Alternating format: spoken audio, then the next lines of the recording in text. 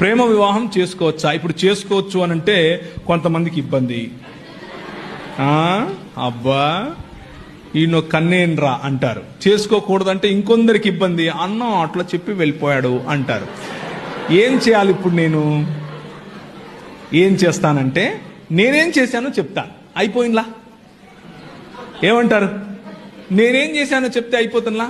నేను 2000 సంవత్సరం నుండి 2011 సంవత్సరం వరకు మధ్యప్రదేశ్లో ఇందోర్ అనే పట్టణంలో మిషనరీగా ఉన్నాను. మిషనరీగా ఉండి పరిచర్య చేశాను. పరిచర్య చేసే సమయంలో నేను మా పాస్టర్ గారితో కలిసి పనిచేశాను. మా పాస్టర్ గారు చాలా భక్తిపరుడు, చాలా దేవుని రాజ్యం కోసం చాలా కష్టపడతాడు. నేను ఆయనతో కలిసి పనిచేస్తూ ఉంటే వాళ్ళ అమ్మాయి నన్ను పెళ్లి చేసుకో అని నన్ను అడిగింది.